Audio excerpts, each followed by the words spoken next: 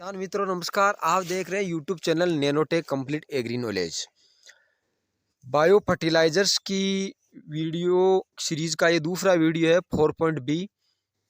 इसमें मैं आपको एजोटोबैक्टर के बारे में बताऊंगा। एजोटोबैक्टर एक नाइट्रोजन फिक्सिंग बैक्टीरिया है।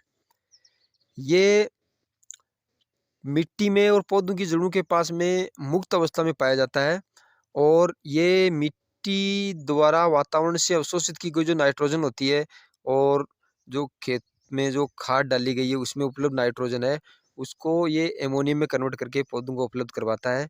क्योंकि वातावरण में जो 78% नाइट्रोजन होती है, आपको पता है सबसे अधिक मात्रा में नाइट्रोजन ही होती है, लेकिन पौधा उसको डायरेक्ट नहीं ले पाता है। ये एजेटोबैक्टर उस नाइट्रोजन को एमोनियम में कन्वर्ट करके पौधों को उपलब्ध कराता है और इसी की पौधों की आवश्यकता होती है, जिससे पौधा भोजन बना पाता है। इसलिए एजेटोबैक्टर का यूज करना बहुत ही जरूरी है। एजेटोबैक्टर का यूज करके हम कई फायदे ले सकते हैं। एक फायदा ये है कि पर एकड़ हमें 20 से 30 किलो यूरिया कम डालनी पड़ेगी। मिट्टी की दूसरा मिट्टी की उपजाऊ क्षमता बढ़ेगी।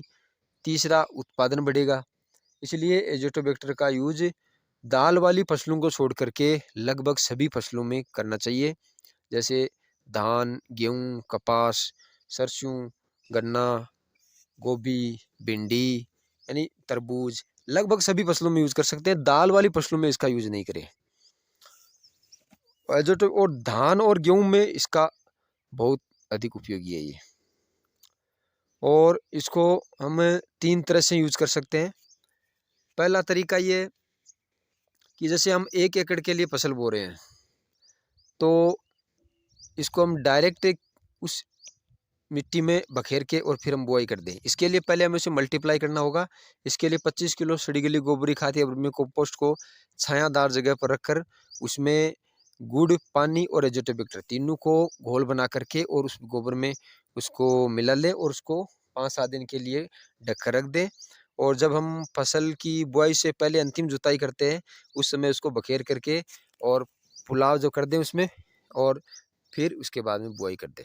दूसरा तरीका ये बीज उपचारित कर सकते हैं।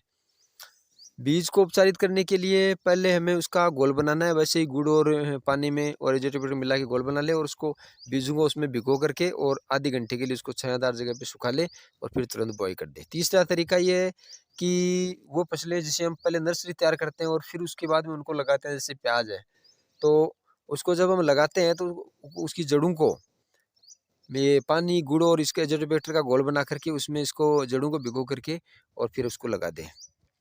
तो इस तरह से हम 3 तरह से इसको यूज कर सकते हैं।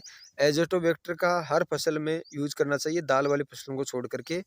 और ये हमें बहुत लाभदायक है और इससे हमें यूरिया की कम डालना पड़ेगा खेतों में।